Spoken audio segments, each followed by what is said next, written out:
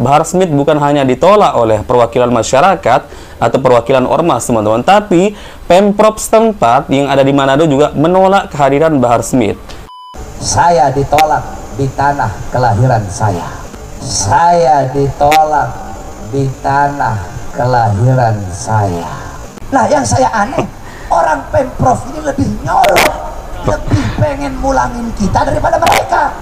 Ini ceramah tapi isinya bicara soal politik, ya, sampai-sampai memprovokasi umat, mengajak umat kalau terjadi kecurangan bukan mulut yang berbicara tapi nih sambil memegang pedang, teman-teman.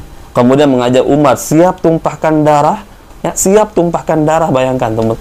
Saya tanya masyarakat Aceh, kalau ada kecurangan siap tumpahkan darah? Siap tumpahkan darah? Ngapain? Ngapain tumpahkan darah hanya untuk pemilu misalkan terjadi kecurangan? Ya ngapain? Hanya orang bodoh, teman-teman, ya, yang mendengarkan Bahar Smith ini.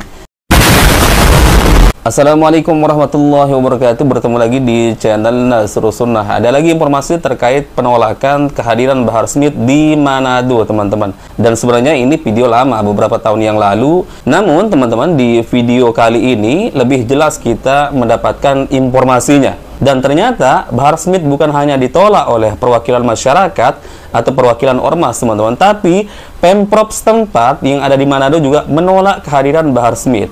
Padahal Bahar Smith datang ke Manado, ya, pada waktu itu bukan dalam rangka untuk mengisi kajian atau tablik akbar, teman-teman, tapi hanya sekedar, ya, menghadiri acara haul keluarganya mungkin atau abahnya katanya. Itu pun ditolak oleh Pemprov setempat. Ini luar biasa. Ini Pemprov yang perlu kita apresiasi, teman-teman, dan kita acungi jempol. Dan kita berharap, teman-teman, setiap pemerintah daerah, ya, seperti ini, ya, bisa memfilter para dai-dai, para penceramah yang kalau hanya isi ceramahnya hanya ujaran kebencian, caci maki, tidak ada ilmunya, teman-teman, ya, sebaiknya ditolak saja, teman-teman. Taib. Kita simak langsung video pertama, teman-teman. Nanti ada kelanjutannya lagi, teman-teman, ya.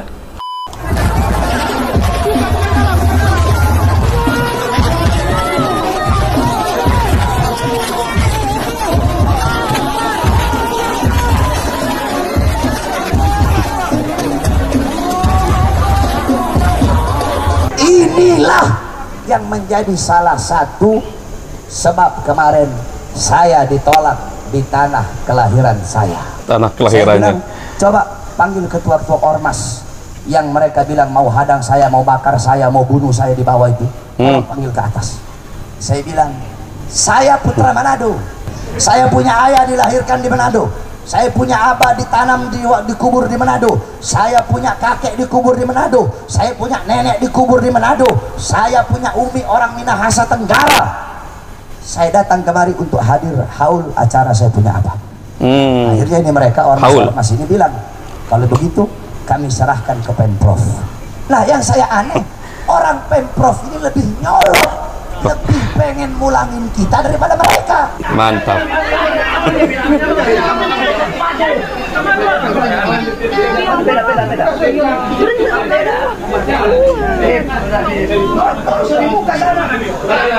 Tuh, jadi jelas, teman-teman, ya, Bahar Smith sendiri yang mengatakan yang aneh ini Pemprovnya sendiri keras tetap menolak, ya, kehadiran saya di Manado. Padahal hanya sekedar untuk menghadiri acara haul abah saya. Bahkan saya tetap ingin dipulangkan, katanya, teman-teman. Karena apa? Ya, kemungkinan besar akan ada embel-embel nanti, teman-teman, ya. Yang awalnya mungkin alasannya katanya hanya, ya, acara haul, tapi ujung-ujungnya buka kajian. Dan ujung-ujungnya juga isinya nanti hanya provokasi, caci maki, teman-teman, ya, ujaran kebencian. Itu yang dihindari oleh Pemprov setempat, teman-teman. Jadi kalau semua Pemprov seperti ini, teman-teman, ya, pemerintahan daerah setempat, ya, mau melindungi daerahnya, teman-teman, ya, dari provokasi terhadap orang-orang yang model seperti Bahar Smith ini, ya, aman, teman-teman, ya. Bahkan ada salah satu ceramahnya, teman-teman, ya, di Aceh kalau nggak salah, Bahar Smith sampai bawa pedang. Ya, ini kaitannya dengan masalah pilkada. Kalau terjadi kecurangan nanti di pilkada, bukan mulut yang berbicara, tapi ini sambil menenteng pedang, teman-teman. Ini kan jelas provokasi, teman-teman. Coba kita simak videonya. Ada kecurangan, bukan lidah yang berbicara. Maka rekor yang berbicara, saudara-saudara. Allahu Akbar. Astagfirullah. Siap kawal pemilu depan. Siap hancur Islam. Siap hancur Indonesia. Allahu Akbar.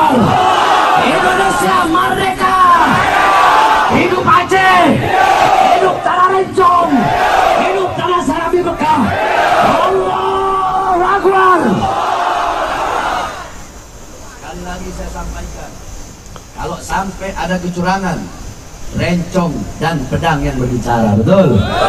Betul? Saya tanya masyarakat Aceh, kalau ada kecurangan, siap tumpahkan darah? Siap tumpahkan darah?